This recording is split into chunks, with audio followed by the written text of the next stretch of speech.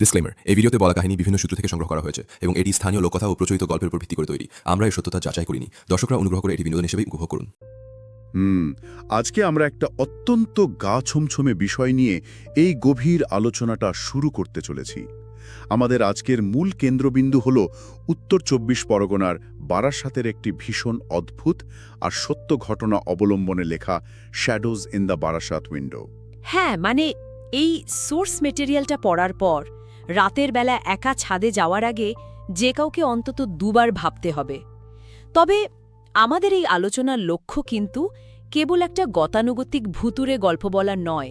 একদমই না, বরং আমরা বোঝার চেষ্টা করব কিভাবে রোজকার জীবনের অত্যন্ত পরিচিত খুব সাধারণ একটা পরিবেশ মুহূর্তের মধ্যে রহস্যময় আর ভয়ঙ্কর হয়ে উঠতে পারে। ঠিক, সোর্স মেটেরিয়ালটা ঘাঁটতে ঘাঁটতে একটা জিনিস খুব পরিষ্কার হয়ে যায় যে আমাদের দৈনন্দিন জীবনে এমন অনেক ঘটনা ঘটে যা আপাতদৃষ্টিতে খুব সাধারণ, কিন্তু সেগুলো অবচেতন মনে গভীর প্রভাব ফেলে। এই ঘটনাটি আসলে মানুষের মনের ভেতরকার ভয় আর চারপাশের পরিবেশের এক অদ্ভুত রসায়নের গল্প। মানে একটা অতি পরিচিত পাড়া, একটা পুরনো বাড়ি আর রাতের অন্ধকারের মেলবন্ধন কিভাবে মানুষের স্নায়ুর ওপর মারাত্মক চাপ সৃষ্টি করে সেটা সত্যি খুব কৌতূহলোদ্দীপক। হ্যাঁ, আর এই পুরো ঘটনাটি আমাদের বাধ্য করে ভাবতে যে আমরা চোখের সামনে যা দেখি তা কি সত্যিই সেখানে থাকে, নাকি মস্তিষ্ক পারিপার্শ্বিক অবস্থার চাপে নতুন কোনো বাস্তবতার জন্ম দেয়।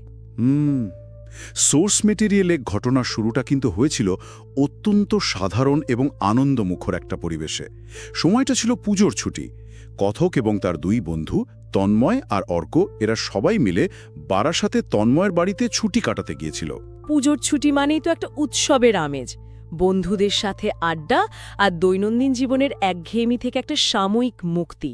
হ্যাঁ, আর সোর্স মেটেরিয়ালে তন্ময়ের বাড়িটার যে বর্ণনা দেয়া হয়েছে সেটা বারাসাতের খুব শান্ত সাধারণ একটা পাড়ার চিত্র তুলে ধরে। বাড়িটা একটু পুরনো ধাঁচের, সামনে একটা সরু রাস্তা, দুপাশে সারিবদ্ধ কয়েকটা দোতলা বাড়ি আর একটু দূরে কিছুটা ফাঁকা জমি। মানে দিনের বেলা জায়গাটা আর ৫টা পাড়ার মতোই প্রাণবন্ত থাকে। একদম, লোকজনের যাতায়াত, পাশের বাড়ির বাচ্চাদের খেলাধুলার কোলাহল, ফেরিওয়ালার ডাক, সব মিলিয়ে এমন একটা পরিবেশ যেখানে ভয়ের কোনো অস্তিত্বই থাকতে পারে না। কিন্তু দিনের আলো ফুরিয়ে গেলে এই একই পরিবেশের মধ্যে যে আকাশ পাতাল তফাৎ তৈরি হয়, সেটাই তো এই আলোচনার মূল চালিকা শক্তি। দিনের আলো এবং রাতের অন্ধকারের মধ্যে পরিবেশগত এবং মনস্তাত্ত্বিক এই পরিবর্তনটা বিজ্ঞানের দৃষ্টিতে বেশ চমৎকার। সেটা কিভাবে কাজ করে যদি একটু বুঝিয়ে বলেন? ধরুন, দিনের বেলা যখন চারপাশ আলোকিত থাকে, রাস্তাঘাটে মানুষের কোলাহল থাকে, তখন আমাদের মস্তিষ্ক সেই পরিচিত শব্দ এবং দৃশ্যগুলোকে খুব স্বাভাবিক হিসেবে গ্রহণ করে। চারপাশের এই চেনা পরিবেশ আমাদের একটা সুরক্ষার অনুভূতি দেয়। হ্যাঁ, চেনা পরিবেশ তো সবসময়ই একটা সেফটি নেট তৈরি করে। ঠিক, কিন্তু রাত নামার সাথে সাথে যখন সেই চেনা শব্দগুলো ধীরে ধীরে মিলিয়ে যায় এবং চারপাশ অন্ধকারে ঢেকে যায়, তখন মস্তিষ্ক সেই শূন্যস্থান পূরণ করার চেষ্টা করে। পরিচিত পাড়া, সরু রাস্তা বা ফাঁকা জমি যেগুলো দিনে খুব সাধারণ মনে হয়, রাতের নিস্তব্ধতায় সেগুলোই অচেনা লাগতে শুরু করে। মানে তখন মানুষের ইন্দ্রিয়গুলো অনেক বেশি সজাগ হয়ে যায়। একদম তাই। আর অন্ধকারের কারণে চারপাশের জ্যামিতিক আকারবলকে মস্তিষ্ক নতুনভাবে অনেক সময় একটু নেতিবাচকভাবে ব্যাখ্যা করতে শুরু করে। আর ঠিক সেই ছমছমে পরিবেশটাই কিন্তু তৈরি হয়েছিল সেই রাতে। রাত তখন প্রায় 12টা বাজে। 3 বন্ধু মিলে ছাদে উঠেছিল আড্ডা দিতে। আকাশটা ছিল মেঘলা, তাই চাঁদের আলো প্রায় ছিলই না বলতে গেলে। আশেপাশের বেশিরভাগ বাড়ির আলো ততক্ষণে নিভে গেছে নিশ্চয়ই। হ্যাঁ, পুরো পাড়াটা এক অদ্ভুত নিস্তব্ধতায় ডুবে আছে। সোর্স ম্যাটেরিয়াল অনুযায়ী সেই ছাদ থেকে ঠিক সামনের একটা পুরনো প্রায় পরিত্যক্ত দোতলা বাড়ি খুব স্পষ্ট দেখা যাচ্ছিল। পরিত্যক্ত বাড়ি শুনলেই তো একটা অদ্ভুত অনুভূতি হয়। ঠিক বলেছেন। বাড়িটার অবস্থা খুব একটা ভালো নয়। জানালাগুলো ভাঙা, দেয়ালের রং খসে পড়েছে, জায়গা জায়গায় ড্যাম ধরেছে। তন্ময় আগেই তার বন্ধুদের জানিয়েছিল যে বাড়িটা গত 3 বছর ধরে সম্পূর্ণ ফাঁকা। মালিক কলকাতায় থাকেন, আর কেউ সেখানে ভাড়া নেয় না। একবার এই অবস্থাটা কল্পনা করা যাক। মেঘলা আকাশ, চারদিকে ঘুটঘুটে অন্ধকার, পিনপতন নীরবতা, আর ঠিক সামনেই একটা পরিত্যক্ত ভাঙাচোরা বাড়ি। এমন একটা পরিবেশ যে কোনো সুস্থ এবং স্বাভাবিক মানুষের মনেই একটা চাপা অস্বস্তি তৈরি করার জন্য যথেষ্ট। হ্যাঁ, আর পরিত্যক্ত বাড়ি বা পরিত্যক্ত জায়গা মানুষের মনে স্বভাবতই এক ধরনের অস্বস্তি বা ওই যে যাকে আনক্যানি অনুভূতি বলে সেটা তৈরি করে। এর পেছনেও কিন্তু একটা মনস্তাত্ত্বিক কারণ আছে। মানুষের স্বাভাবিক প্রবৃত্তি হল এমন জায়গায় বাস করা যেখানে প্রাণের স্পন্দন আছে, আলোর আনাগোনা আছে। যখন এমন কোনো কাঠামো চোখে পড়ে যা মানুষের বসবাসের জন্যই তৈরি হয়েছিল, কিন্তু বর্তমানে তা অবহেলিত, অন্ধকার এবং পরিত্যক্ত, তখন অবচেতন মন একটা সংকেত দেয় যে সেখানে কিছু একটা অস্বাভাবিকতা রয়েছে। মানে ভাঙা জানালা বা খসে পড়া রং এগুলো মূলত ক্ষয় এবং অবহেলার প্রতীক হিসাবে কাজ করে। আর ঠিক এই মানসিক অবস্থাতে রাতের অন্ধকারে মেঘলা আকাশের নিচে সেই প্রতীকগুলো আরও বেশি শক্তিশালী হয়ে ওঠে। মস্তিষ্ক তখন অবচেতনভাবে ভাবতে শুরু করে যে এই পরিত্যক্ত স্থানের আড়ালে হয়তো এমন কিছু লুকিয়ে আছে যা বিপজ্জনক হতে পারে। এই শূন্যস্থান মানুষের মনে অজানা ভয়ের বীজ বপন করে দেয়। আর ঠিক এই মানসিক অবস্থাতেই ঘটে ওই রাতের মূল ঘটনাটি। বন্ধুরা যখন নিজেদের আড্ডায় মশগুল, পুরনো দিনের গল্পে মেতে আছে, তখন হঠাৎ করে অর্ক একদম চুপ হয়ে যায়। সে নিশ্চয়ই কিছু একটা দেখেছিল। হ্যাঁ, সে এক দৃষ্টে সামনের ওই পরিত্যক্ত বাড়িটার দিকে তাকিয়েছিল। প্রথমে কথক বা তন্ময় বিষয়টাকে খুব একটা গুরুত্ব দেয়নি। তারা ভেবেছিল অর্ক হয়তো অন্য কিছু ভাবছে। কিন্তু কয়েক সেকেন্ড পরেই অর্ক খুব ধীর গলায় প্রায় ফিস ফিস করে বলে ওঠে, ওই জানালায় কেউ দাঁড়িয়ে আছে। উফ, এটা শোনার পর পরিবেশটা কতটা ভারী হয়ে যায় ভাবা যায়। কথাটা শোনার পর তারা সবাই যখন সামনে সেই পরিত্যক্ত দোতলা বাড়ির দিকে তাকায়, তখন দেখে একটা ভাঙা জানালার ফাঁক দিয়ে সত্যি যেন একটা ছায়া দেখা যাচ্ছে। অন্ধকারের কারণে অবয়বটা খুব পরিষ্কার বোঝা যাচ্ছিল না, কিন্তু সেটা দেখতে একদম মানুষের মতোই। এটা কিন্তু খুব ইন্টারেস্টিং একটা পয়েন্ট। সোর্স মেটেরিয়ালে এই জায়গাটা খুব নিখুঁতভাবে বর্ণনা করা হয়েছে। বলা হয়েছে ছায়াটা একদম স্থির হয়ে দাঁড়িয়েছিল, কোনো নড়াচড়া নেই, শুধু একটা মানুষের মতো অন্ধকার অবয়ব জানালার ফ্রেমে স্থির হয়ে আছে। বৃহত্তর প্রেক্ষাপটের সাথে এটিকে যুক্ত করলে দেখা যায় এখানে মনস্তত্ত্বের একটি খুব পরিচিত বিষয় কাজ করছে, যাকে বিজ্ঞানের ভাষায় বলা হয় প্যারেডোলিয়া। প্যারেডোলিয়া, হ্যাঁ, এই কনসেপ্টটা সম্পর্কে একটু বিস্তারিত জানলে ভালো হয়। আসলে অন্ধকারে বা আলো আধারির খেলায় মস্তিষ্ক যখন কোনো অস্পষ্ট আকার দেখে, তখন সে তার মেমোরিতে থাকা পরিচিত আকারের সাথে তাকে মেলানোর চেষ্টা করে। বিবর্তনের কারণে মানুষের মস্তিষ্ক মানুষের চেহারা বা মানুষের মতো অবয়ব চেনার ক্ষেত্রে অত্যন্ত সংবেদনশীল। মানে এটা কি আমাদের সার্ভাইভাল ইনস্টিংক্টের অংশ? ঠিক ধরেছেন। প্রাচীনকালে শিকারীদের হাত থেকে বাঁচার জন্য অন্ধকারের মধ্যে মানুষের বা প্রাণীর আকার চিনতে পারাটা বেঁচে থাকার জন্য জরুরি ছিল। সেই একই প্রবৃত্তি আজও আমাদের মধ্যে রয়ে গেছে। তাই অন্ধকারে কোনো এলোমেলো বস্তুর ছায়া, পর্দার ভাঁজ বা ভাঙা জানালার ফ্রেমের গঠনও নির্দিষ্ট পরিস্থিতিতে চোখের সামনে একটা স্থির মানবমূর্তির মতো মনে হতে পারে। আর যেহেতু তারা আগে থেকেই জানত যে বাড়িটা পরিত্যক্ত, তাই তাদের মনের ভেতরে যে সুপ্ত অস্বস্তি কাজ করছিল, সেটাই হয়তো সেই অস্পষ্ট ছায়াকে একটা নির্দিষ্ট মানুষের অবয়ব দিতে সাহায্য করেছিল। একদম। দৃষ্টিভ্রমের এই ব্যাখ্যাটা খুবই যৌক্তিক। তিন বন্ধু প্রথমে সেটাই ভেবেছিল। তারা নিজেদের সান্ত্বনা দেওয়ার চেষ্টা করেছিল যে হয়তো আলো আঁধারির কোনো মায়া, অথবা হয়তো কেউ নতুন করে ওই বাড়িতে ভাড়া এসেছে। কিন্তু পরিস্থিতিটা তো হাতর বাইরে চলে যায় যখন তন্ময় নিশ্চিত করে যে ওই বাড়িটা গত ৩ বছর ধরে সম্পূর্ণ ফাঁকা। হ্যাঁ, তন্ময় জানায় যে সেখানে আসার মতো কেউ নেই। এই তথ্যটা পাওয়ার পর পুরো পরিবেশটাই বদলে যায়। সোর্স ম্যাটেরিয়ালের সবচেয়ে চমকপ্রদ যে ব্যাপারটা উঠে এসেছে তা হলো ছায়াটি শুধু যে দাঁড়িয়েই ছিল তা নয়। তাহলে কি সেটা নড়াচড়া করেছিল? ঠিক তাই। তারা তিনজন যখন অবরুদ্ধ শ্বাসে অবাক হয়ে ওই জানালার দিকে তাকিয়ে আছে, তখন হঠাৎ খুব ধীরে ওই ছায়াটা জানালার ফ্রেমের ভেতরে সামনের দিকে এগিয়ে আসে, যেন ভেতরের অন্ধকার থেকে কেউ তাদের দিকেই উকি মারছে। হ্যাঁ, একটা পরিত্যক্ত বাড়ির ভাঙা জানালায় একটা স্থির ছায়া, আর সেটা হঠাৎ করে সামনের দিকে এগিয়ে আসা। এই দৃশ্য তাদের গায়ে আক্ষরিক অর্থে কাঁটা দিয়ে ওঠে। ছায়াটা নড়ে ওঠার এই পর্যায়টি পুরো ঘটনার মোড় ঘুরিয়ে দেয়। যখন অবয়বটি নড়ে ওঠে, তখন সেটি আর কেবল একটি প্যাসিভ বা স্থির দৃষ্টিভ্রম থাকে না। মস্তিষ্ক তখন এটিকে একটি অ্যাক্টিভ থ্রেট বা সক্রিয় হুমকি হিসেবে গ্রহণ করে। মানে বিপদটা যেন তাদের দিকেই ধেয়ে আসছে। একদম। যখন মনে হয় যে অস্পষ্ট অবয়বটি তাদের দিকেই মনোযোগ দিচ্ছে বা এগিয়ে আসছে, তখন শরীরে তৎক্ষণাৎ অ্যাড্রেনালিন হরমোনের ক্ষরণ বেড়ে যায়। এই অ্যাড্রেনালিন মানুষের ফাইট অর ফ্লাইট রেসপন্সকে জাগিয়ে তোলে। অর্থাৎ মানুষ তখন হয় পরিস্থিতি মোকাবেলা করার জন্য প্রস্তুত হয়, নয়তো সেখান থেকে যে কোনো উপায়ে পালানোর চেষ্টা করে। চোখের সামনে ছায়া এগিয়ে আসার দৃশ্যটি তাদের স্নায়ুকে চরম উত্তেজনার মধ্যে ফেলে দিয়েছিল। এই অবস্থায় মানুষের পারিপার্শ্বিক সচেতনতা এবং যৌক্তিক বিচারবোধ অনেক সময় কাজ করা বন্ধ করে দেয়। আর সেই বিভ্রান্তি আর আতঙ্ক চরমে পৌঁছায় ঠিক পরের মুহূর্তে। হ্যাঁ, যখন তাদের সমস্ত মনোযোগ সামনের ওই ছায়ার দিকে, তাদের স্নায়ু টানটান হয়ে আছে, ঠিক সেই মুহূর্তে একটি সম্পূর্ণ অপ্রত্যাশিত ঘটনা ঘটে। তাদের ঠিক পেছনে থাকা ছাদের বন্ধ দরজাটা সামান্য শব্দ করে নড়ে ওঠে। উফ, এটা তো আক্ষরিক অর্থেই হার্ট অ্যাটাক হওয়ার মতো অবস্থা। সোর্স মেটেরিয়ালে কথক জানিয়েছেন, শব্দটা এমন ছিল যেন কেউ ভেতর থেকে সিঁড়ি দিয়ে উঠে এসে দরজাটায় সজোরে ধাক্কা দিল। তারা তিনজন একসাথে চমকে পেছনে ঘুরে তাকায়। দরজাটা কি খোলা ছিল তখন? না, দরজাটা বন্ধই ছিল, কিন্তু ধাক্কার অনুভূতিটা বা শব্দটা কোনোভাবেই মনের ভুল ছিল না, সেটা একদম বাস্তব ছিল। আতঙ্কে এক মুহূর্তের জন্য তারা দরজাটার দিকে তাকিয়ে থাকে। তারপর যখন আবার সামনের পরিত্যক্ত বাড়িটার দিকে ঘাড় ঘোরায়, তখন দেখে সামনের জানালা সম্পূর্ণ ফাঁকা।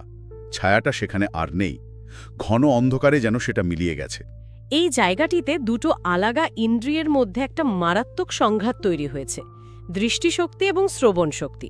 সামনের জানালায় ছায়া দেখাটা ছিল ভিজুয়াল বা চাক্ষুষ অভিজ্ঞতা, যাকে আমরা চাইলেই আলো আধারির খেলায় তৈরি হওয়া দৃষ্টিভ্রম বা মনের ভয় হিসেবে ব্যাখ্যা করতে পারি।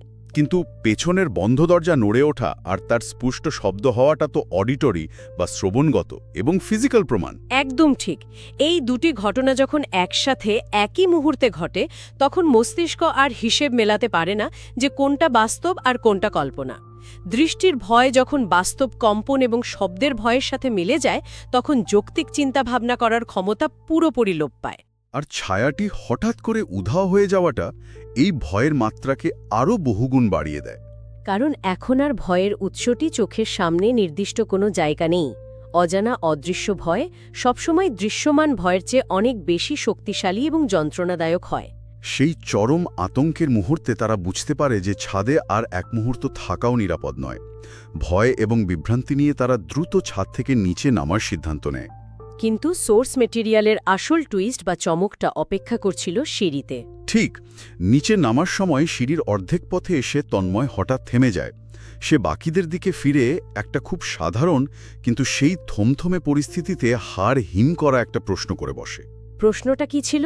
সে জিজ্ঞেস করে, তোমরা কি ছাদের দরজাটা লক করেছিলে? বাপরে, এই প্রশ্নটা শোনার পর তো মনে হবে পায়ের তলা থেকে মাটি সরে যাচ্ছে। একদম তাই হয়েছিল।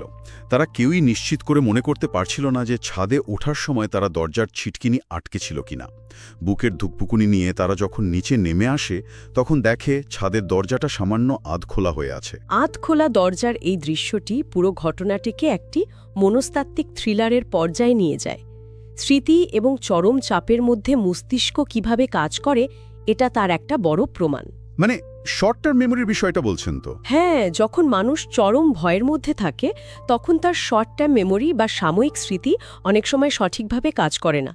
দরজা বন্ধ করার মতো একটা রুটিন কাজ তারা অবচেতনভাবেই করেছিল, নাকি কথা বলতে বলতে সত্যি করতে ভুলে গিয়েছিল, এই বিভ্রান্তি তৈরি হওয়াই স্বাভাবিক। কিন্তু দরজা আধখোলা পাওয়ার পর মনের ভয়ের সাথে বাস্তব প্রমাণের এক অদ্ভুত সংঘাত শুরু হয়। ছায়া দেখাটা যদি মনের ভুলও হয়, দরজা আধখোলা থাকাটা তো বাস্তব। কে খুলল দরজাটা?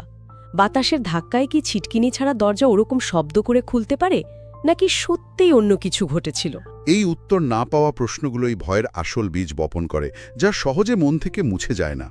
সেই রাতের মতো তারা নিজেদের ঘরের দরজা বন্ধ করে কোনো মতে রাত কাটায় এবং সিদ্ধান্ত নেয় যে আর কোনোদিন তারা ওই ছাদে উঠবে না। কিন্তু রহস্যের সমাধান তো এখানেই হয়ে যায় না। না, পরের দিন সকালে ভোরের আলো ফোটার পর তারা তন্ময়ের কাছ থেকে ওই পরিত্যক্ত বাড়িটার আসল ইতিহাস জানতে পারে। জানা যায় ওই বাড়িটিতে একসময় এক বৃদ্ধ মানুষ সম্পূর্ণ একা থাকতেন। তার পরিবার অন্য জায়গায় থাকত। একা থাকতেন মানে কেউ দেখাশোনা করার ছিল না? না, হঠাৎ এক রাতে কোনো এক অজানা কারণে ওই বৃদ্ধ মারা যান। কেউই টেরও পায়নি। তার মৃত্যুদায় বেশ কয়েকদিন পর ওই বাড়ি থেকে উদ্ধার করা হয়। তারপর থেকে ওই বাড়িটা সম্পূর্ণ ফাঁকা পড়ে আছে। বুঝতে পেরেছি।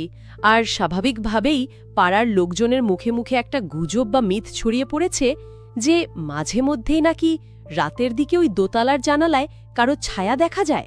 হ্যাঁ, লোকমুখে ফেরা এই ধরনের গল্পগুলোই তো আসল আতঙ্ক তৈরি করে। এটি একটি ক্লাসিক উদাহরণ যে কিভাবে একটি সাধারণ পরিত্যক্ত বাড়ি লোকমুখে ফেরা মিথ বা আরবান লেজেন্ডের কেন্দ্রবিন্দু হয়ে ওঠে। সমাজে যখন এই ধরনের একাকী মৃত্যু বা দুঃখজনক কোনো ঘটনা ঘটে, তখন পাড়াপড়শি বা সমাজের মানুষের অবচেতন মনে এক ধরনের চাপা অপরাধবোধ বা অস্বস্তি তৈরি হয়। মানে একজন বয়স্ক মানুষ তাদেরই আশেপাশে সম্পূর্ণ একা মারা গেলেন, অথচ কেউ জানতে পারল না। এটা মেনে নেওয়া তো যে কোনো সমাজের জন্যই খুব কঠিন। ঠিক তখন সেই অস্বস্তিকে একটা রূপ দিতে মানুষ অনেক সময় অলৌকিক গল্পের আশ্রয় নেয়। ওই ফাঁকা বাড়িটা তখন আর কেবল ইট কাঠের কাঠামো থাকে না, সেটা হয়ে দাঁড়ায় একাকিত্ব এবং মৃত্যুর এক নীরব প্রতীক। ওই বৃদ্ধের নিঃসঙ্গতার গল্পটাই মানুষের মনে ভয়ের আকারে বাসা বাঁধে এবং সেই ভয়টাই রাতের অন্ধকারে ছায়া হয়ে ধরা দেয়। এটা আসলে সমাজের যৌথ অবচেতনের একটা প্রতিফলন বলতে পারি আমরা। একদম। তাহলে এই পুরো সোর্স মেটেরিয়ালটা থেকে আমাদের আসল পাওনাটা কি দাঁড়ালো? এই ঘটনাটি আমাদের বারবার মনে করিয়ে দেয় যে মানুষের সুরক্ষা এবং বাস্তবতার ধারণা আসলে কতটা ভঙ্গুর। নিজেদের বাড়িতে বন্ধুদের সাথে একটা পরিচিত ছাদের ওপর আমরা কতটা নিরাপদ বোধ করি, তাই না? কিন্তু সেই ছাদ এবং সামনের একটা খালি বাড়ির মাঝের যে সামান্য কয়েক ফুটের দূরত্ব, সেই শূন্যস্থানটুকু কিভাবে আমাদের মনের ভেতরের অজানা ভয়কে উস্কে দিতে পারে, সেটাই এই ঘটনার সবচেয়ে বড় শিক্ষা। প্রেতকে ভয় পায় নাকি আমাদের নিজস্ব একাকিত্ব, আমাদের অজানা ভবিষ্যতের ভয় এবং মৃত্যুর চিন্তাগুলোই রাতের অন্ধকারে ওই পরিত্যক্ত জানালার ফ্রেমে একটা ছায়ার রূপ নিয়ে আমাদের সামনে এসে দাঁড়ায়? ভয় জিনিসটা বেশিরভাগ সময় বাইরের কোনো উপাদানের চেয়ে আমাদের ভেতরের মানসিক অবস্থার ওপর অনেক বেশি নির্ভরশীল। সোর্স মেটেরিয়ালে কথক এবং তার বন্ধুরা যে অভিজ্ঞতার মধ্যে দিয়ে গেছে তা প্রমাণ করে যে ভয় কেবল ভৌতিক হতে হবে এমন কোনো কথা নেই। পারিপার্শ্বিক পরিস্থিতি, ইন্দ্রিয়ের বিভ্রান্তি এবং অবচেতন মনের দুর্বলতা মিলে এক বাস্তব ভয়ের জন্ম দিতে পারে, যার প্রভাব মানুষের মনে সারা জীবন থেকে যায়। সোর্স মেটেরিয়ালের শেষে কথক নিজেই স্বীকার করেছেন যে সেই রাতের পর তারা ৩ বন্ধু আর কখনোই রাতে সেই ছাদে ওঠার সাহস পাননি। শুধু তাই নয়, বারাসাতের ওই পরিত্যক্ত বাড়িটার দিকে তাকালে আজও পথকের মনে সেই শিরদাঁড়া হিম করা অনুভূতি ফিরে আসে। দিনের আলোতেও তার মনে হয় কেউ যেন ওই অন্ধকার জানালার আড়াল থেকে আজও চুপচাপ তাদের দিকে তাকিয়েছে। এই মানসিক ক্ষত বা ট্রমাটাই হয়তো এই গল্পের সবচেয়ে বড় সত্য। এই আলোচনা শেষে একটা নতুন এবং গভীর চিন্তা জায়গা তৈরি হয় শ্রোতাদের জন্য। যখন কোনো মানুষ চরম নিঃসঙ্গতায় একটি ঘরে মারা যান এবং সেই স্থানটি বছরের পর বছর পরিত্যক্ত অবস্থায় পড়ে থাকে, তখন কি সেই বাড়িটি কেবল ইট কাঠের একটি মৃত কাঠামো হয়ে দাঁড়িয়ে থাকে, নাকি চারপাশের মানুষের অবচেতন মনের ভয়, মৃত্যুভীতি এবং একাকিত্বের ধারণাগুলো একত্রিত হয়ে সেই শূন্যস্থানটিকে পূরণ করে? একটু তলিয়ে ভাবলে বোঝা যায় একটি খালি বাড়ি হয়তো কখনোই পুরোপুরি খালি থাকে না। সেটি আসলে একটি বিশাল আয়নায় পরিণত হয়। ঠিক বলেছেন। রাতের অন্ধকারে সমাজ তার নিজের অজানা ভয়গুলোর, একাকিত্বের আর নিঃসঙ্গতার প্রতিচ্ছবি সেই পরিত্যক্ত বাড়ির জানালায় দেখতে পায়। ওই ছায়া হয়তো আর কারো নয়, মানুষের নিজেদেরই সবচেয়ে গভীর এবং অন্ধকার ভয়ের প্রতিফলন।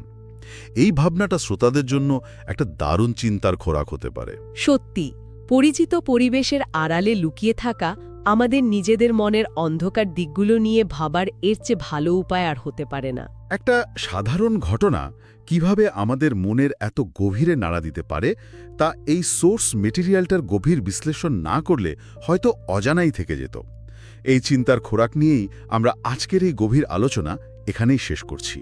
রাতের অন্ধকারে পরিচিত পরিবেশকে একটু অন্য নজরে দেখার চেষ্টা করলে কে বলতে পারে, হয়তো এমন অজানা ভয় এসে দাঁড়াতেই পারে যা আগে কখনো কল্পনাও করা যায়নি।